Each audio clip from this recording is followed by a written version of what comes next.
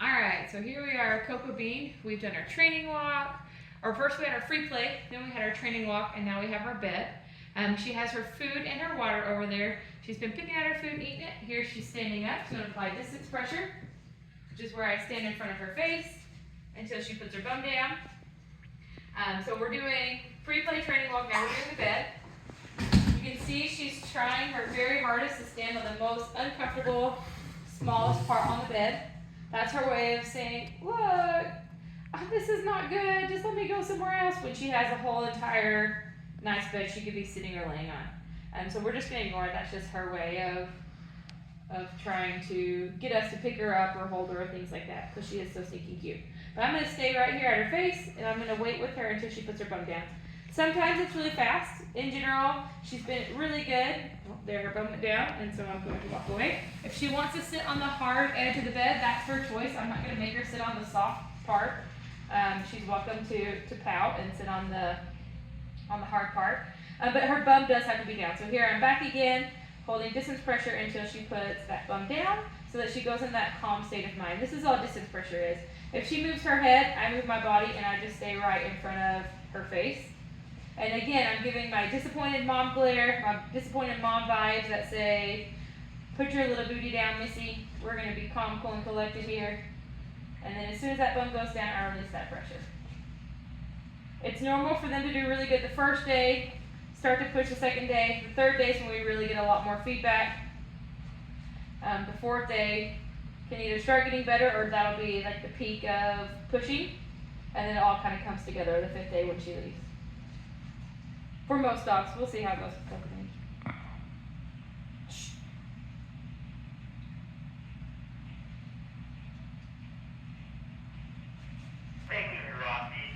Yep, and it's all about just being patient and waiting and not rushing it. The more we try to rush it or we make her do it, the less she's learning. We need her to learn. This is what's expected. This is what they want. And for her to choose that option of, oh, I'll just choose to stay here relaxed on the bed. I'll choose to be calm, cool, and collected. There she goes.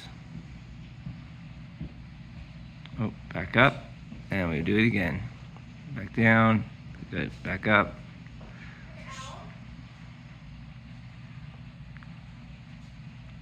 And again, this is why we want to do training when we have that time. We're not super distracted by other things, or we're trying to do things where she's going to get away with this. We want to make sure that we are consistent with her and helping her realize, like, this is the expectation, and we're going to be consistent for you to help you through it. We're not going to be occupied with something else. So if we don't have time to do it, we're going to get to a good spot on the bed, and then we're going to put her in that reflection so that we can go do whatever it is that we need to do. But when it's training time, we need to be focused on her in the training time. And it could be once an hour, it could be every 2 seconds like we're doing now.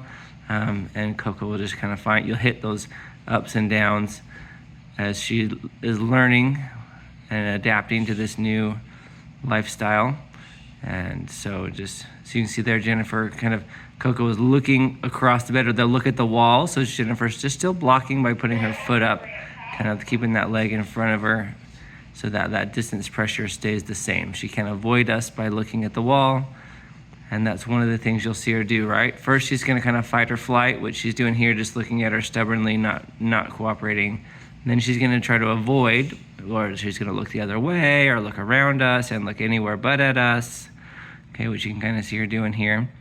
And then she'll go into acceptance, where she's accepting the idea of, okay, I know what they want. I'm accepting that I can do it, and I'm gonna move on from there. So we're gonna hit all those kind of mental stages for her as she learns this new idea here. And this is, I mentioned that if I was buying a bed, I'd buy a smaller bed. This is why, if there was a smaller bed, I could actually cover all three sides. There'd be one side I couldn't cover, and then I would just get a little raised dog feeder bowl and put the bowl in the water bowl beside the bed. But it was raised so she could still get to it easily. And that's just gonna help me not having to try to block her across from the food or against the wall. There'd be only one wall side.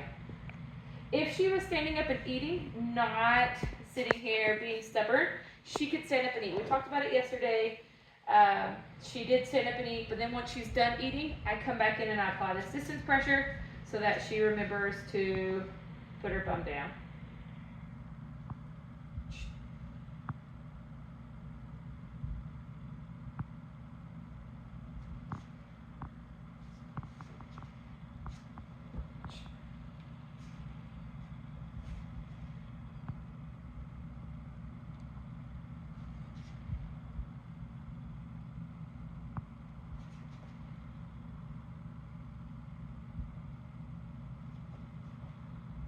And there you go. This is what we get to do today. So we're just going to keep at it and we'll keep going with Coco so that we're consistent with her and we continue to deliver the expectation of we just want you to be calm, cool, and collected and relax with that bum down on the ground.